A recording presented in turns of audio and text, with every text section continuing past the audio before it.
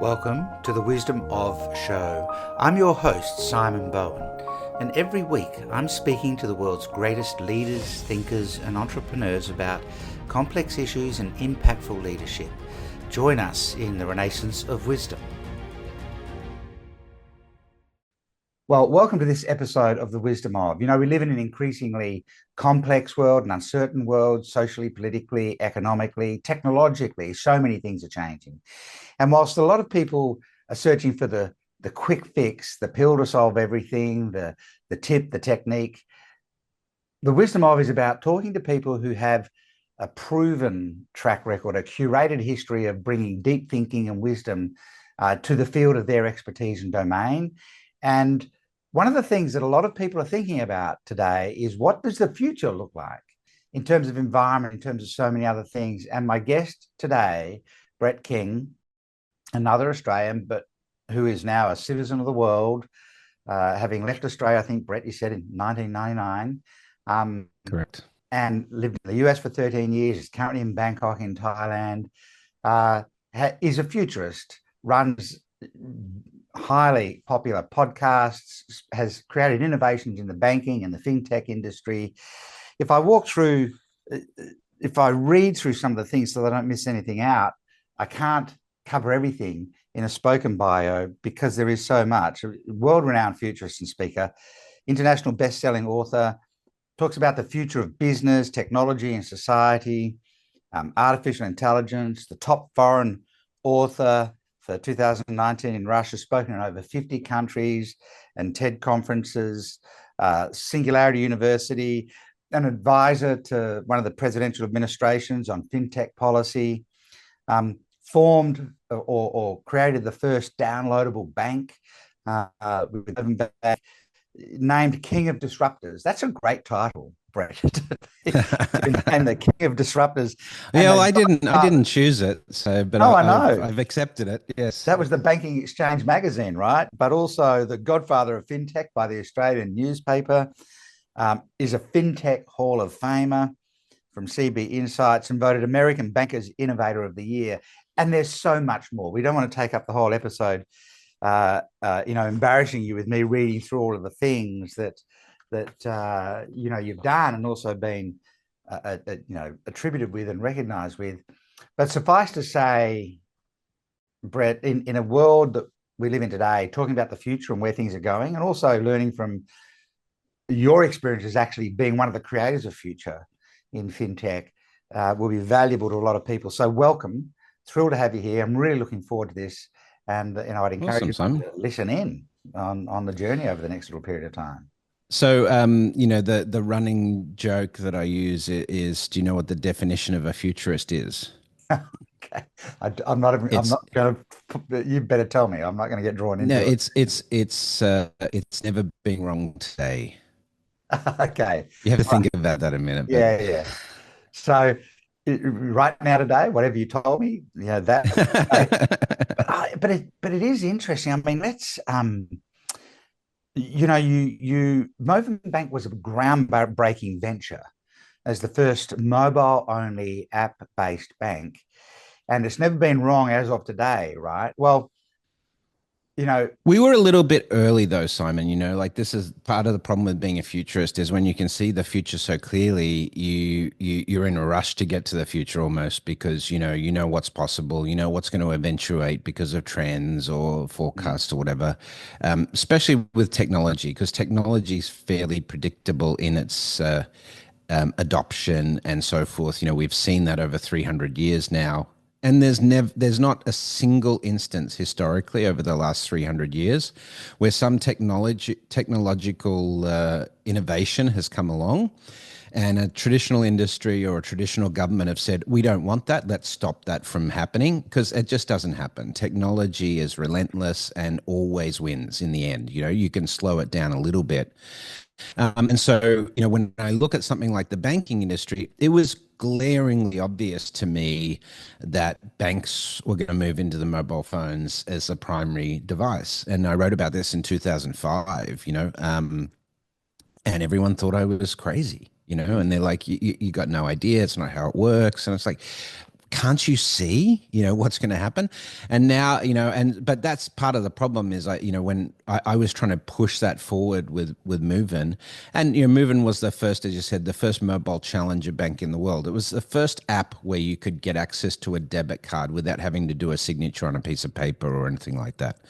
And so, but it was just a little bit too early. It was just a few years ahead of its time, which Yeah. in some instances is a really good advantage, but in other instances when you're trying to raise funding and money, it's not necessarily the same. But nevertheless, it was successful.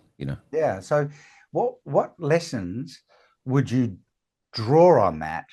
Um, you it's definitely a disruptive um, innovation to take to a marketplace like banking, right? And you said you're a little bit ahead of your time. And I don't suspect that the lesson is, well, wait until it's Yeah. time. But what lessons would you draw on that to share with other people that are actually trying to disrupt and innovate and break new ground? Because I suspect you're almost always going to be ahead of your time if you're that kind of disruptor. And so, how do you navigate that when you know it's going to happen? You're a little ahead of your time, so there's still some resistance. You know that will evaporate, but you still want to get this thing up. You still want to fund it. You still want to make it work. You still want to Sure. get the business running. I think if it's something you believe in and you've got sort of clear evidence that things are going to change and these things do move in cycles and so forth, part of it's just about persistence. I think Yeah. if people were to ask me what's the superpower of success, I would just say persistence. Mm. Most people, they have great ideas and so forth, and they come along and it's hard to get funding or it's hard to execute on the technology. And, they get to a point where it's almost there, but it's just not working. And they're like, it's just too hard. I'm going to give up.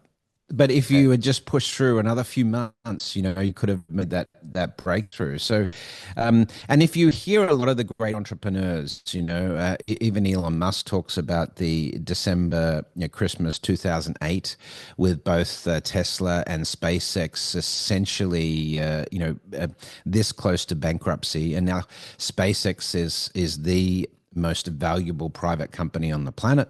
And things have radically changed in the last few years.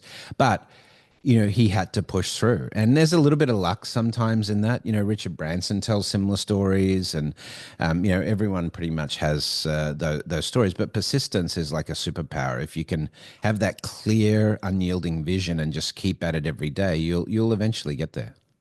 How important is it to align other people around you who really buy into it as fully as you do to be able to, sustain that persistence? Or is it really the proverbial founder kind of view? You need to be the voice of it. Yeah, And I think as a founder, having a clear vision. Now, it doesn't mean that your vision can't be molded by the team around you. In fact, a good team will do that, right? yes. They'll add to the vision, they'll improve on it. But having that clarity and directionality is really key, particularly if you're asking people to follow you into the fire of, startup land. When people join a startup, they don't join it. There's often that desire for the exit, and the options and so forth. But most startups don't get there. But most people will take a hit on their salary if it's something they believe in, if they see that, being part of a change that's really, going to transform the industry and things like that. It's exciting. It's exciting to be on the bleeding edge. It's exciting to be in a team where people are looking around you and going, why haven't we done this? This is such cool innovation. How did you as such a small team do this when some of the biggest banks in the world can't do this stuff? So How do you go about recruiting those people? Or, do they gravitate towards you when you talk about what you're doing? Or is there a different pathway to finding those people that are going to be excited about being on the leading edge, as opposed to, people that typically kind of gravitate towards, I'm going to come and work for your company? I mean, some people are just looking for a job with a cool thing. Yeah. and some people believe in the disruption. I think, your founding team really has to be on board with the disruptive element of it. They have to be believers, because that's the toughest, period. That's the Yes. toughest time, when the business is either going to make or break it before you get the first round of funding. When you have to do the initial technology development, all of those things. There's more risk that there's going to be failure. I mean, we know the stats on this is 99% of small businesses fail within the first 5 years. And for many businesses, it doesn't even get through the first year. So and you're all up against the burn rate. You're up against, you're trying to, get critical mass with customers. That early phase is really intense. And, I think it requires people around you that have that sort of unyielding belief in what you're doing, for sure. So, but part of it comes down to you as the founder. Can you project that confidence in that vision? And have you been able to articulate the vision clearly so people can see the steps that's going to get you there? Absolutely. And so um, let's talk about this idea of innovation. You've written about this. You've written influential books about it. You Just host a few, yeah. Yes, you host Breaking Banks and the Futurist, which are really about innovating in industries and bringing innovation to market. And you talk a lot about first principles, really, versus design by analogy, which is an interesting. And we hear a lot of people use the term first principles. Do people really actually understand what it means? I'd love to dive into that thought process, that kind of style of design now, when you want to unshackle, break the mold of what everyone's done, and do something new. I'd love you to lean in on that, design by analogy versus first principles. So there was a lot of talk about this a few years ago. Most famously, the iPhone is a great example of first principles design. It doesn't look like a Nokia banana phone. It didn't Yeah. use a keyboard like the Motorola. Like the RIM.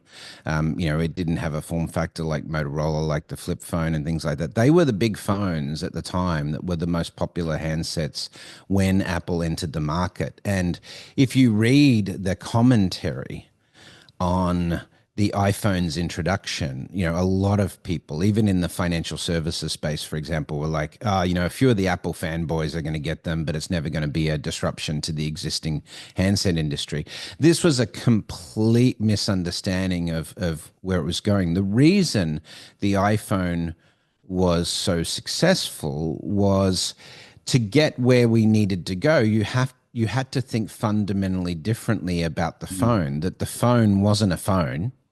The phone was a small computing device that Mm. happened to allow you to make phone calls, which is exactly the way Steve Jobs presented it, when he launched the first iPhone. But in terms of first principles versus design by analogy or iterative design, the difference is you get to sort of leapfrog design paradigms. You get to break out of the competitive mold because you have a fundamentally different approach.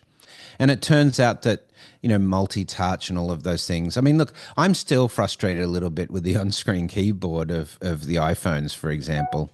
But I know that if you look at the development of technology on that sort of curve, that exponential curve of technological development, that it doesn't make sense to use a mouse or a keyboard Yeah. for input when AI and voice and gesture recognition and all of these technologies become mature. So it's sort of on that pathway. So people are like, the people that are looking at sort of the banking industry right now, or even a better example might be the healthcare industry. And you're trying to insert artificial intelligence into the existing tech to engage.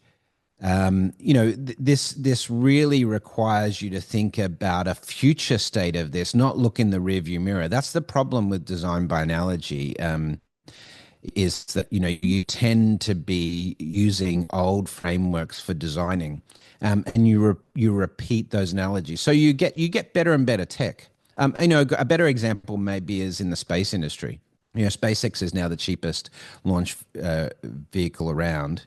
But if you look at cost to orbit, the space shuttle costs about $30,000 a kilogram to orbit. The Apollo missions were more like 50,000. And then with Starship, the program that they're trialing in Texas right now, it'll be under $1,000 to orbit. It could be a few $100s. That doesn't come from taking NASA's rocket designs and improving on them. It came from sort of a radical new rethink.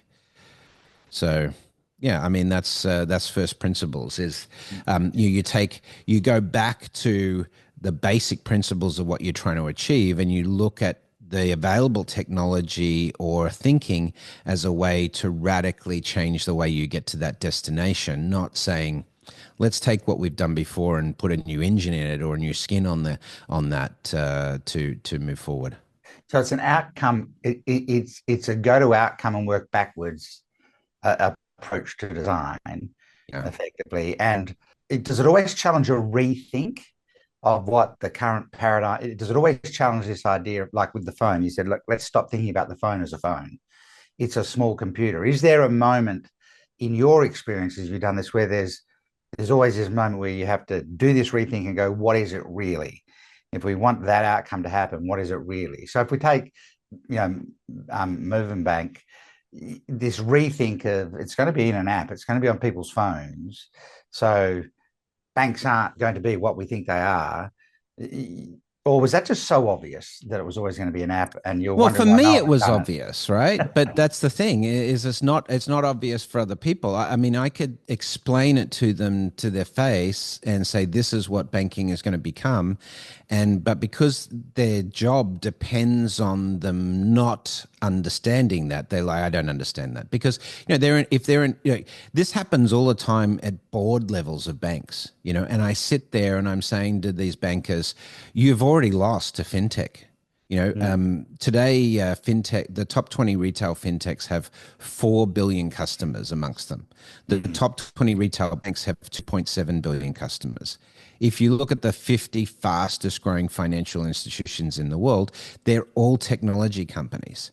And I can sit in a boardroom of a Fortune 500 bank with the board and they say, we just don't see what you're saying. We just don't get it.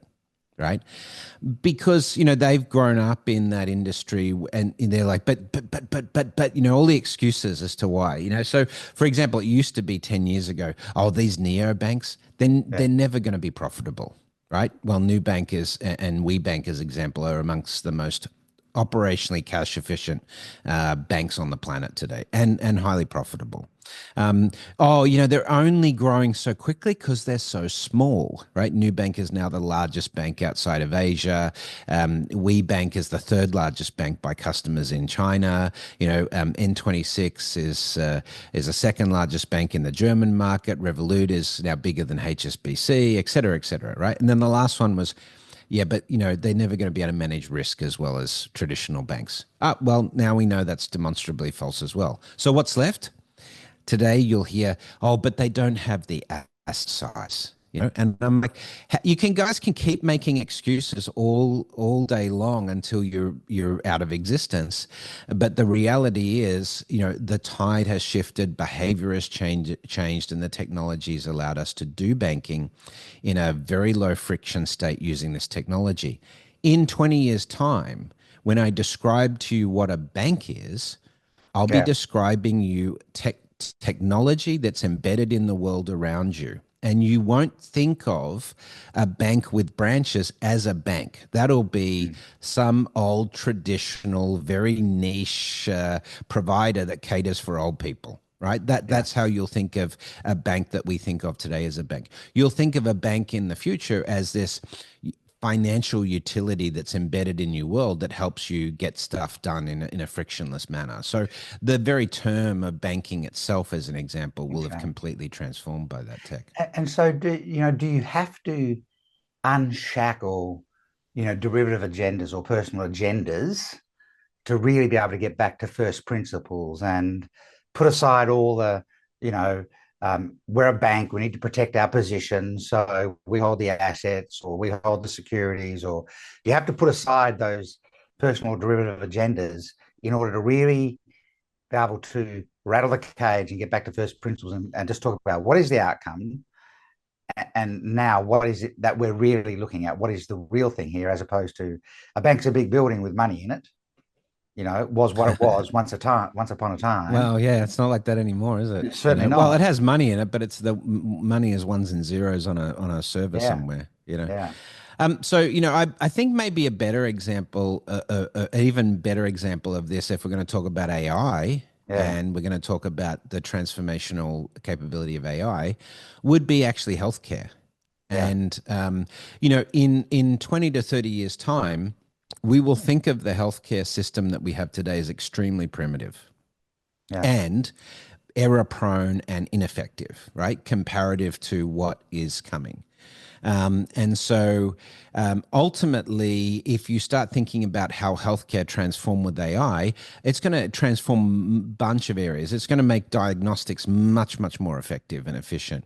At the same time, it's going to be much more systemic approach to your individual health, tailored around your genome, tailored around your individual blood work, tailored to real-time data that we are getting from the technology, things you're wearing, even computers you might ingest yeah, and things like this. And if you start thinking about, like in the future, your smart glasses or your AI in the cloud, your AI is going to tell you when you need to go to the doctor before you feel sick, right? yeah, And so suddenly, you've got this radical approach to health maintenance and proactive health support using artificial intelligence that's tailored to you individually, that doesn't work as a mass market approach in the way medicine and big pharma work today. But to get there, we have to completely dismantle the way the healthcare system is set up in developed nations, right? We have to go to a digital twin model. We have to get all of this data, figure out how to care for that data, securely, all of those issues. But coming through that, you then have a situation where you might be able to live to 130 or 150 years with longevity treatments. You'll live much healthier, longer lives, so we call that health span, all possible because of the injection of artificial intelligence in the diagnostics, gene therapy, targeted personalized medicine, all of these technologies that are emerging right now. But you can't really, there's no real analogy to the old healthcare system, except that, okay, we're diagnosing you and we're giving you an intervention. That's about the only sort of relationship it has to the system of old. But trying to get doctors and healthcare providers and so forth to think differently about that is really difficult, because they're stuck in a system, that they've got economic incentives to keep that system going, right? mm. And AI. You talk about AI, the environment, social change as some of the big, big trends. We see decentralized finance systems emerging, and as you say, that we're already seeing some of those things in health. I know of companies that are using AI to analyze full blood work and blood screen to give people some data points and analysis of where they're at in terms of their body that they're not getting out of any traditional diagnostic method. And that's really just right on the front edge. It's not even wildly sophisticated in many senses yet in terms of where AI could take us. So for a lot of people, Brett, AI may be the most significant existential crisis confronting humankind, or it could Mm. be the greatest thing we've ever, invented and come up with.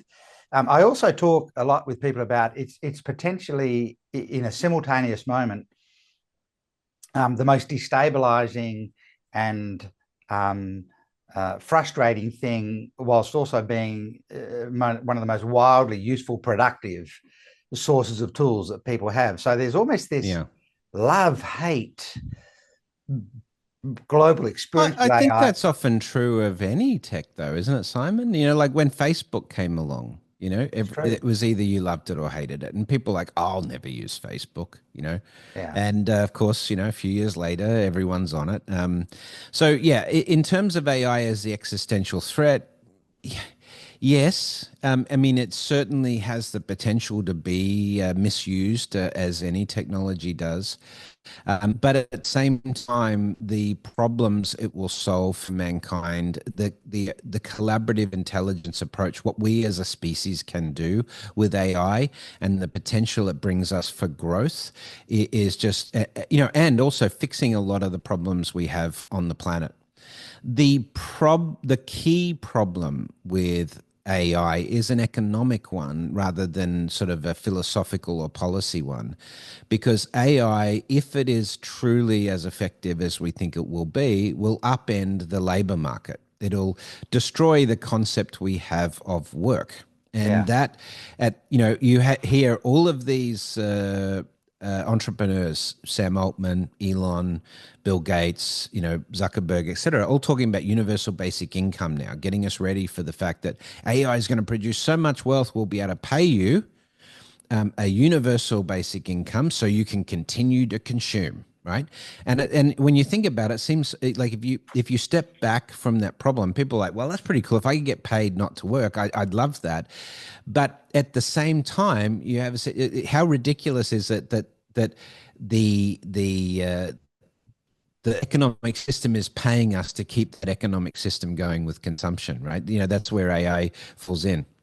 For 60 years or 70 years, we've been talking about robotics and AI as labor saving devices. You remember the Jetsons cartoon Yes. with Rosie Yeah. the robot, she'd clean the home, she'd cook the meals, she'd, help the kids with their homework and things like that. But it was designed as a labor saving device. So for all of those years, we've been talking about automation as coming in and getting rid of the jobs that humans don't like to do.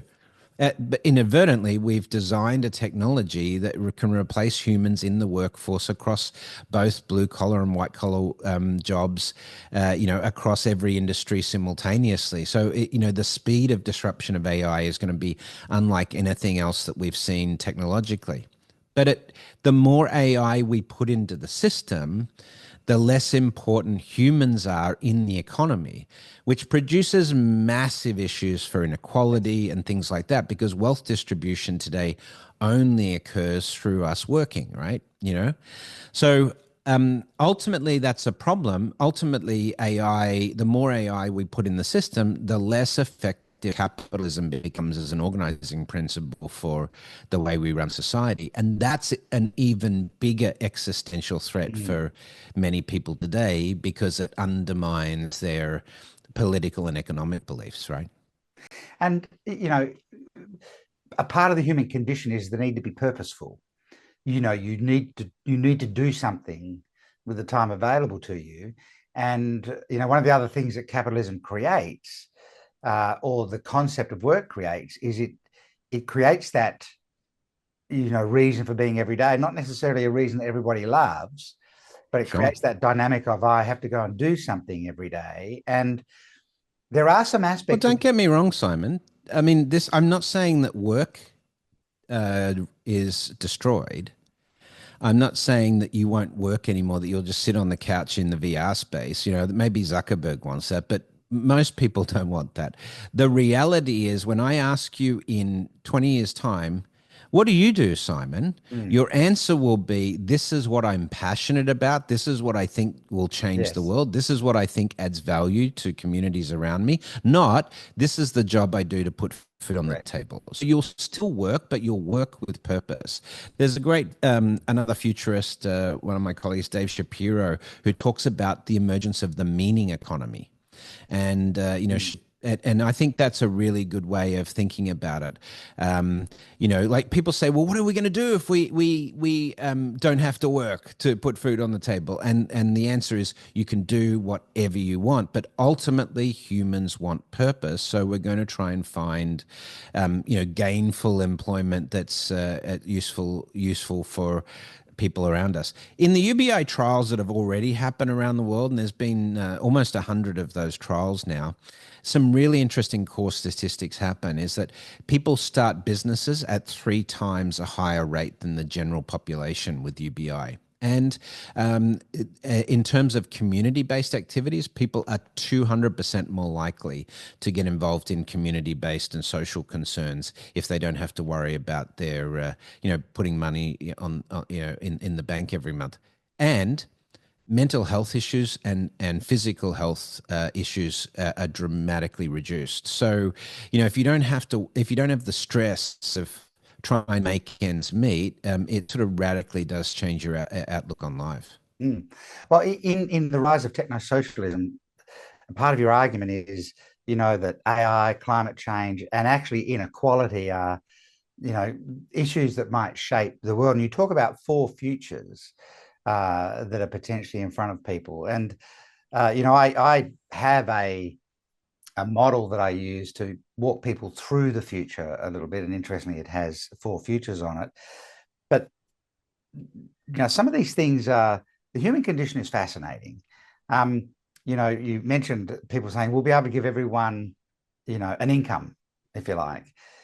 Part of the human condition is we don't necessarily all want the same as everybody else. We have this tendency to want more. We don't want average. We want to be able to win in many respects. There's all sorts of quality, inequality issues that emerge when everyone's getting money, not for the work that they do, and it frees them up to do what they're passionate about. But capitalism, in part, is built on the fact that some people want to strive much more than others and build a much larger empire and a much larger, body of work, much larger economic position. Equality and inequality are really interesting aspects that come into play here. The environment, there's a lot of things in play. Oh, well, we haven't even started talking about climate impact. No. But let's unpack these futures. Yeah. So look, I think if you were looking at the last 10,000 years of human history and you were to pick the two most impactful issues to the species in terms of philosophical thinking, I would pick AI and climate change as the two biggest events to hit the species in the last 10,000 years. And we're seeing them both happen simultaneously. So that's pretty crazy.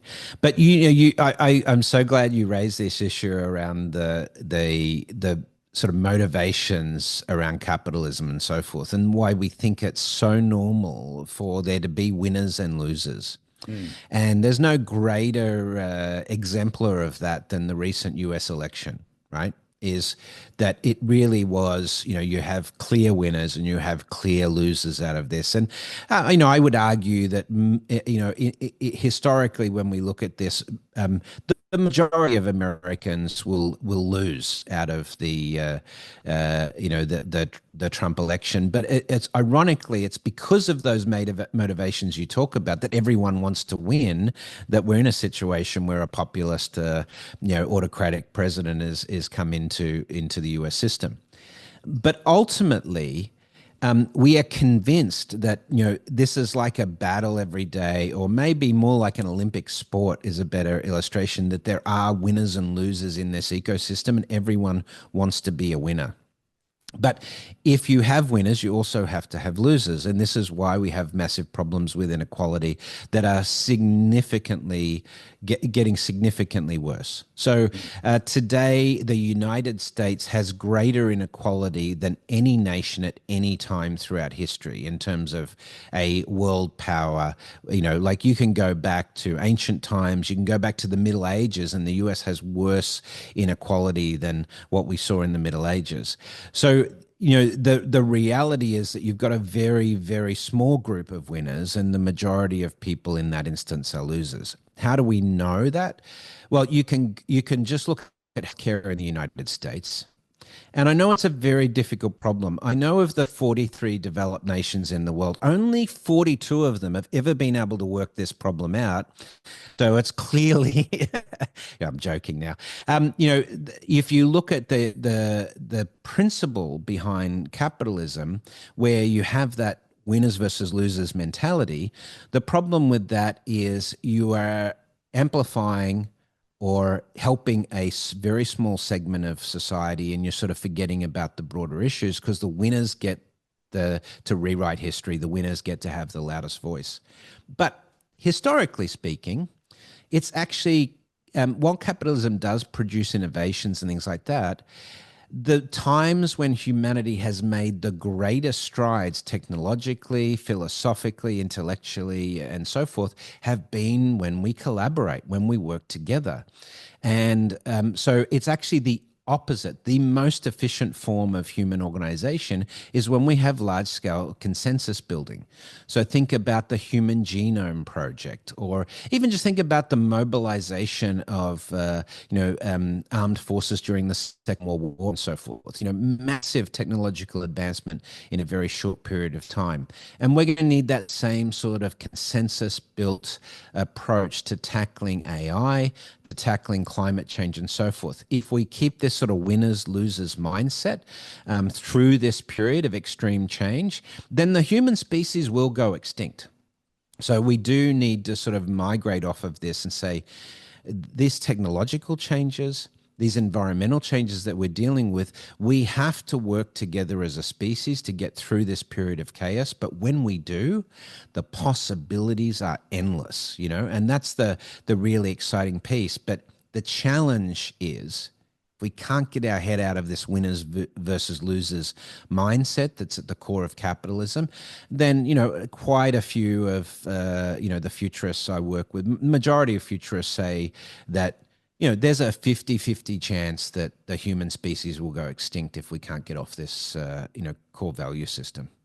Yeah, and it's not just the US. I mean, I look at Australia, and at any moment in time, we do have that a sense of haves and have-nots.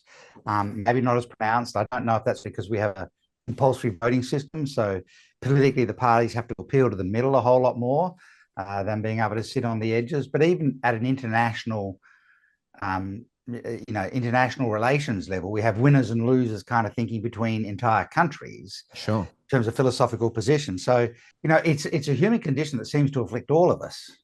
And the question is, does it I tell you who it doesn't afflict, or I tell you consistently who will tell you that there is no such thing as borders. There is no such thing as countries, that we all need to work together as a family. And with almost zero exceptions that I can think of right now, they are astronauts who have had the overview effect, looking at the Earth from space. Right. Because when you are in orbit, and you look down on the planet, it's very clear that we are one species, we are one family, and that the divisions that we create, the divisions based on which patch of ground we were born on, or which color skin we have, or what type of economic condition we have, are abstractions. They're not real.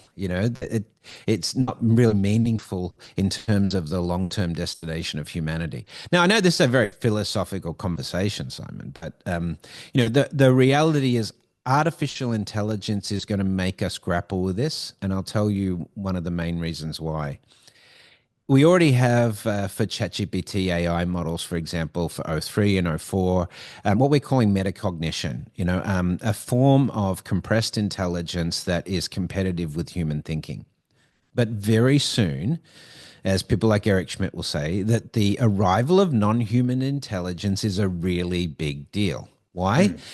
Because if you have an AI that has impeccable logic and has looked at all of this and can reason with you and say, burning fossil fuels is not a good idea under any circumstances. It kills 15 million people a year. It's produced climate change. None of that is worth the profits that the fossil fuel industry has generated over the last century. You need to get off this train as quickly as possible, and this is the way you make that transition. We're suddenly going to have to negotiate with another alpha intelligence on the planet.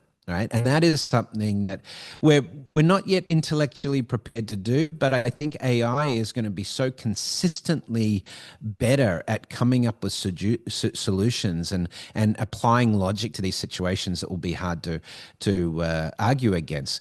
You'll have a period of time, of course, where the old incumbents will try to ban artificial intelligence because of the challenges to that. And then we'll realize, well, actually, the only way through this is to sort of change our operating model, change our organizing principles. That's what I think will likely happen. And so I mean, it's interesting if you think about the logic-driven, unemotional approach to solving a problem that we see through the large language models, which is really just now almost passe in terms of AI. There's so many other things that AI is able to do. If you look at a sales process being driven by AI agents that are actually having the conversation with a customer, and I don't think the old adage of people want to deal with another human is true anymore. I think people are happy to Oh, have no, a no, no. conversation with an Well, AI. no, I think it's even, more acute than that. I mean, in a few years' time, one really good example of this will be, you'll go to a doctor and you'll come back and the doctor will have given you some medicine or something, and your friend will say, "Did the doctor use AI?"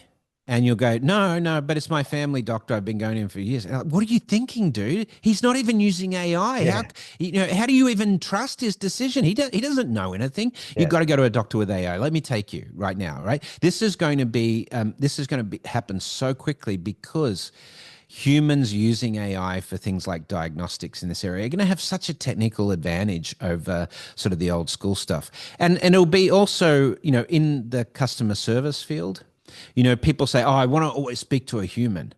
But the great thing about AI design processes is that they'll completely eliminate the need for you to speak to a human when things go wrong, because it won't go wrong. Because it will be tailored to your individual needs and your perception of the world, and and everything so perfectly. It'll match so perfectly. You'll go, "Oh, this is fantastic level of service. I never had this out of human-driven organizations."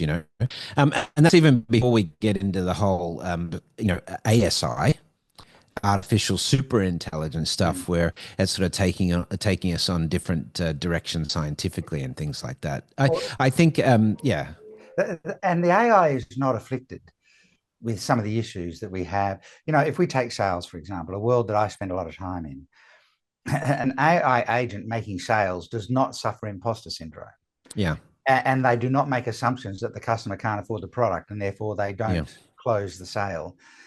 They need to find out what the customer wants to do and what outcome they need to have so that they can actually put the right thing in front of them. The customer will make a choice to purchase. So there are benefits to both the buyer, who now isn't trying to size up a human personality, and they can just focus on the problem they're trying to solve, and a benefit, of course, to the company. And it is. So I'm absolutely not convinced that we will hold on to this idea that people don't want to talk to a machine; they want to talk to a human. Even in the medical field, right? A doctor can process a certain number of data points, but then they're limited, and it will be the most recent data points they've had through their own medical professional yeah. experience. This is one of my favorite illustrations of this But problem. yeah, Yeah. but an AI diagnostic agent will process millions and millions of data points, including the most obscure medical Oh, conditions. including the most recent. So every Yeah. year, the medical fraternity releases 500,000 medical journals. There's not a single doctor on the planet that could read all that information and absorb it. An AI can, right? Mm. So there is no environment where a human doctor will be able to outperform a doctor using artificial intelligence. That world just, I don't think that world exists any longer. I think it's just a matter of momentum now before that comes in. So yeah, you're absolutely right. It's information asymmetry. The reason you go to a lawyer to get legal advice is he knows more about law than you. The reason you go to a financial planner to ask investment advice is he knows more about the markets than you. The reason you go to a doctor, he knows more about healthcare than you. But what happens when AI knows more about medicine than the collective wisdom of all the doctors in the world, right? I mean, that's essentially where we're moving to. So I say there's two types of people in the world today. Those that use artificial intelligence to enhance their career or enhance their business. And the second type of person, those are going to be replaced by the first type. Interesting.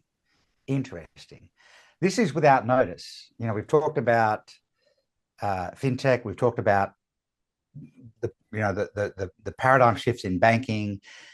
We've talked a little bit about climate change in the environment, and we've talked about AI in healthcare. it leads me, that last statement you made, right? An AI diagnostic agent will have more data points and potentially more knowledge than a medical professional who can't consume all of the publications in the course of a single year. It leads us into a conversation about where this world, and you said earlier, technology advances no matter what. So AI is not going away, and it will continue to grow in its presence and impact. It leads me into, back in a part of my past, I worked in education, lectured at university, taught in schools, and education is always an area that pops up for me. And where do we see education headed? Like, Oh, that's a does good one. someone go to university and study to be a doctor anymore, or a lawyer, or a like Hmm. and what are we doing? Oh no, I think the pursuit of knowledge will continue to be a really important part of the human experience. But think about this: when you can potentially live to 130, maybe you'll stay at university until you're in your 50s because you're still a youth. Well, but Right? some Like it's this, or maybe we won't have university. Maybe it will be, maybe, every student will probably grow up with their own integrated tutor, which is an AI that will tailor learning to, their particular skills, their aptitude, and things like this over time. But also, we'll have the freedom to do a whole lot more because, again, work and profession and what we pursue as a career won't be tied to sort of economic means in the future like it is today. So, education, I think, is going to become a lot more integrated in the world around us using artificial intelligence for that. For example, you'll have earbuds that can instantly translate any language. yeah. You'll have smart glasses. You can read a foreign sign and it will turn it into your native language. So you won't have the need to learn languages in the future, but people will still learn languages for the pursuit of knowledge, for awakening their brain in these various ways, right? But that is also a pretty sizable philosophical shift about education. So much of our education, both in school and through, post-secondary education, is attached to capitalism in terms of Yes. we need to prepare you to be able to work and earn money.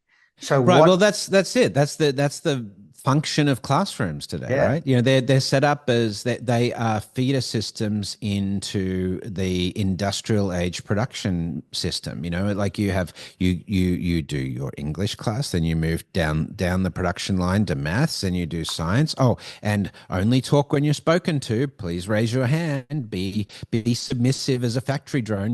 That's how public education was designed in those early days to give people the skills to enter the workforce, but be compliant. So we do need a new system of education. Classroom based education is sort of done, I think. Yeah. and we've withheld sometimes technology. I remember when iPhones came out, and all of a sudden students had iPhones in school, and the idea was take the phones off them, get them to put in their locker Yes. and things. But Now it's today, AI, right? Can't yeah, use ChatGPT to produce an essay. right. But that's the world they're going to live in. But it does raise some interesting questions for me, having had a background in, in education in one of my careers.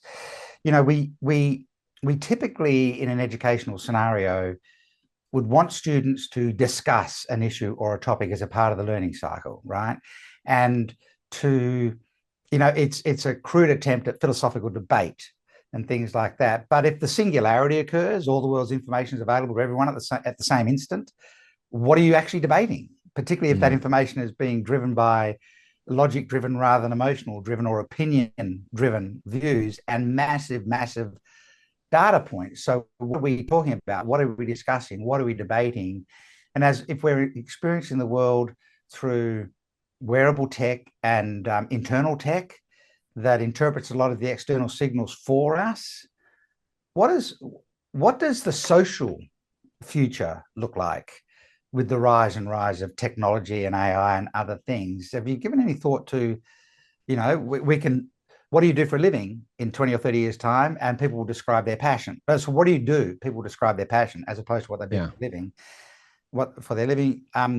we will have either solved the climate change problem because of AI or we won't, and then it'll be a race to which one gets us, climate change or, or irresponsible AI. But what do you see for the future in terms of social fabric and just how humans Mm. interact? Is it going to expand the opportunities for that because we have the time for discourse and debate? But what are we Yeah, actually debating? I think so. No, I mean, and we're not fundamentally changing as humans. So we'll still need social interaction. We'll still need friendships and love and all of those sort of things. AI doesn't change those fundamental things. In fact, AI may give us the freedom to be more human. And so, if you, again, I come back to Shapiro's meaning economy. There's only four jobs in the future, according to him. Which is there are statutory roles.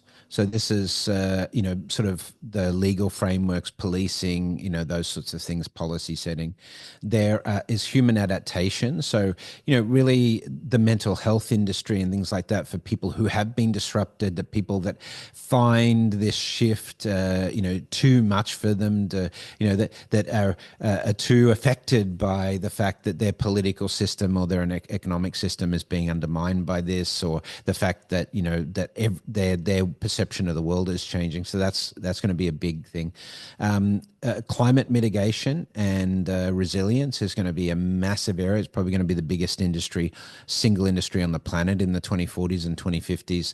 And then you get left, with the true meaning and human passion stuff, and so these, if you sort of break this down, it's a sort of simpler view of the human experience, because a lot of the stuff that is really complex today and it takes so much time and planning is just sort of looked after by this huge layer of autonomous technologies.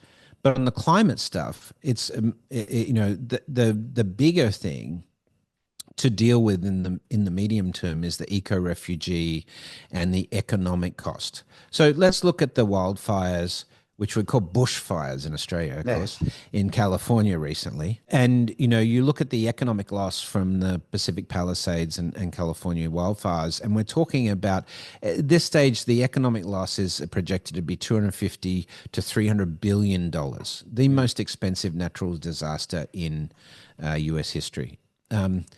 And if you extrapolate out 10 years based on extreme weather events today, the US will be losing more money to extreme weather in 10 years' time than their entire military budget annually. This is a very, very big deal. But this level of extreme weather and climate disruption, and let's not forget, there are still some people that don't believe in climate change, which is crazy. But this level of disruption means that you're going to have massive movement of people that are displaced by a climate, whether that's sea level rise or worsening air quality or increasingly unlivable conditions because of temperature or extreme weather. By 2050, the estimates range from 300 million to 1.6 billion displaced people from, as climate refugees. Wow. Now, the 300 million is way too low, because last year was already 150 million, right, according to the United Nations. So the question I always ask is, today, if we had 1 billion people roaming the planet displaced by climate, the conversation today was, well, who's going to pay for that? I'm not going to pay for that out of my taxes, Yeah. and that's that winner versus losers mentality that we have. But the reality is, if we let 1 billion people die in return for market returns, then our values are really seriously screwed up. So my question is, what is the number? How many people have to see their demise as a result of these extreme weather changes and so forth, this disruption to the system, before we say, it doesn't matter about the cost anymore. We just have to fix this problem, because the way this is going, ultimately, from an economic perspective and just purely a social responsibility perspective, we have no other choice. The same was true in the Second World War. No one said, well, who's going to pay for the defense of the UK? I'm not going to let my taxes pay for the military. At a certain point, it just becomes, you have to forget the money and just fix the problem. Fortunately, We'll have artificial intelligence, we'll have quantum, we'll have new material sciences. Fixing the problem of climate is not going to be a technology limitation. It's purely going to be a policy and philosophy Yeah, limitation. it's going to be. It already is. I interviewed a climate scientist, and her comment was, it's real, but we already have everything we need to actually address it right now. Yeah. It's an issue of will. And Yep. you've raised another issue. I've got to be mindful of the time, but just the mention of the word tax, right? The collective capacity of a community to pay for itself is almost entirely driven by a tax system, which then comes under challenge if people are not working for a living. And what does taxation and community money look Yeah, like? it doesn't make sense. If you're getting UBI, if I'm a government, I'm giving you income, then I can't tax you. Yeah, But the correct. thought is that we'll tax the AIs, we'll tax the algorithms, we'll tax the automated, components Interesting. of society, the Well, robots and so forth, well, right? because AI will also, technology generally drives things to a unit cost of zero eventually. So, for example, um, you know, robotic cars. And so let's say vehicle Sure. ownership ceases to be a thing of the future. We don't own cars. We just jump in a Sure. robotic car coming past. All of a sudden, all parking revenue in every city disappears. And Yes. so do insurance premiums, quite frankly, for insurance companies, because these cars aren't going to hit each other, Right. And so what do you do when they're going to have to figure out how to have the proponents of AI pay for that? There is this whole other sub conversation about how do we pay for community, for the So thing. this is where it gets interesting, Simon, is if you if you continue that thought process, I'm going to teach you how to think like a futurist now, right? So if you think like a futurist and you extrapolate that trend that you're talking about, right? Where you as an individual, it becomes less and less important over time how much money you earn because more of the system is able to cater for your needs on an autonomous basis. Yeah, That cities run massively more efficiently from an energy and resource utilization perspective because of the injection of automation and autonomous technology. You don't have car accidents, therefore you don't have fatalities. You're much more efficient at medicine. We can reduce the cost of national healthcare by 60, 70, 80% because of automation, but give a much higher quality of healthcare. You extrapolate all of that and you come to the ultimate decision that money is going to be fairly useless in a highly automated society. But the people who decide what the society looks like is the people who own the AI assets right now. mm, People like, look what's happening in the States right now with the big $500 million incentive yeah, given to OpenAI and the AI companies and things like that.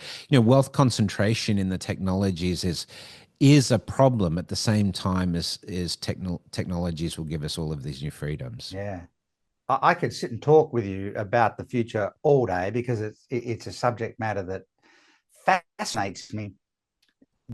Just as I think it actually should be a subject matter that fascinates everybody. We're no longer in a world If you where want a people, future for yeah, yourself, you should be yeah, got fascinated to be by this, fascinated by it, right? right? And the thing is, humans are mostly only interested in the future if it's about them or Right. it includes them. The planet's fine. It's had at least five major extinction events over the billions Yep. of years. It's recovered every time. It looked different, but it's recovered. We're most interested in the future when it includes humans. And so, if you're interested in I love that. If you're interested in the future, you better be fascinated about it. I'd love to wrap up on three quick questions, quick responses, so people can know a bit more about you if you're game for that. Sure. And so, my starting one would be, you are a creator and an innovator, an inventor. If you could have invented anything in the world that has already been invented at some point in time, what would you have loved to have been kind of the original thinker for whatever reason, because of the research that would have involved or just how the nature of it? What would you love to have been the inventor for?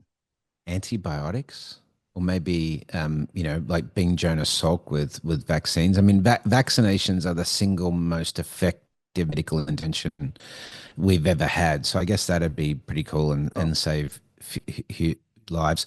Or germ theory. I think yeah. I don't know. It's a good so let's question. so let's take a futurist back into the past. If you could travel back to any period in history and you're just there as a fly on the wall, you're not changing it, Mm. but you get to be there and you get to sit in on all the big conversations that are happening. in that period of time, where would you like to go back to and why? Oh, I'd love to watch Leonardo da Vinci work. That'd be Right. amazing. The world's first polymath futurist, I think, Leonardo da Vinci. If not that, then certainly being involved in the Apollo team putting man on the moon. Yeah, interesting. I was going to ask you a third question about if you could have been in the room in any important negotiation, what room? Ooh. You know, once again, you're just watching it, but you get to watch the negotiation up front, including the things that were not made public. What would that be? What would that negotiation be? Oh, there's so many choices, right? Sure are. Maybe who's the richest man in all history? The Musa, wasn't it? When he went on the Silk Road, and went to Mecca, Yeah, yeah. something like that would have been pretty cool to see. Or yeah, I don't know. It's a really tough one. The signing of the Magna Carta. There's a bunch of them, but yeah, it's a really tough one. It's interesting, and I've thought about that myself. What negotiation would I love to have sat in on? And your mind immediately goes to things like, say, the signing of the Magna Carta, or even the agreement of the Constitution, or Yeah. arriving at peace treaties and things like that. Rightly or wrongly, I would just like to have been able to sit in a room and watch the Beatles negotiate a song they were writing. Oh, look, You I know, watched that Peter yeah, Jackson, that 6 hour documentary of them, doing Get Back and just at their prime, that was such an amazing interaction, the way they worked together weren't like that, they? and just phenomenal. Um, And but I mean, how many more of us are going to get the opportunity to do great things like that because of artificial well, intelligence, I'm right? not sure actually how many of us will, because the creative pursuit will be first and foremost delivered by AI, and so then what's the human creativity that ultimately will sit over the No, top I of that? think you're going to have clearly creative elements that are boosted by AI, but I think you're going to see a return of sort of the artisan, and type style approach, the apprenticeships where you learn those, human arts, whether it's building a house on your own out of recycled materials or whatever the case may be. I think, when you don't have that time constraint or that monetary constraint, you'll be able to pursue things that are really creative, human-led, artistic pursuits, intellectual pursuits with that. So I think it sort of frees us up to yeah, sure. There's going to be times when the AI tool set's going to give us a significant advantage, but there's other times when it's just going to enable us to enjoy being human. Yeah, absolutely. I think that's a good place to stop. What does the future mean with AI? But it might just actually give us the time and space to actually enjoy being human. We'll need some Yeah, redefinition across some very large conversations: capitalism, the economics of society, healthcare, education, political discourse, how industry operates, the climate change and the environment. There are big conversations that need to be had, and at the bottom of all of that, um, innovation, evolution, technologically, might just afford us the time and space to be more human. That would be a good absolutely. place to get to as well. So, thank you so much for giving us so much time today and your insights and sharing that with us. For people watching the wisdom of is not a show of answers; it's a show of thinking and provocation.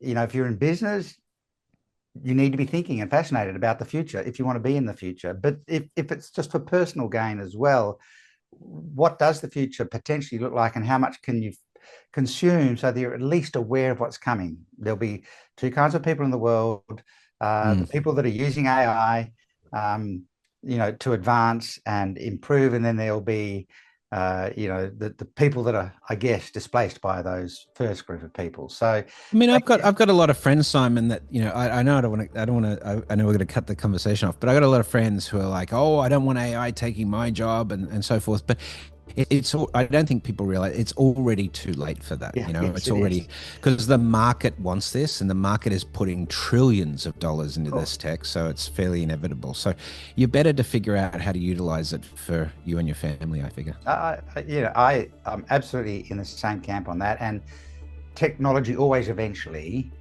wins because it solves problems and people want the problem solved. So thank you again for your time. I really appreciate it. And I'm sure there's tons of information in this for people to start to think more deeply about in the context of what they're doing. Thank you very much.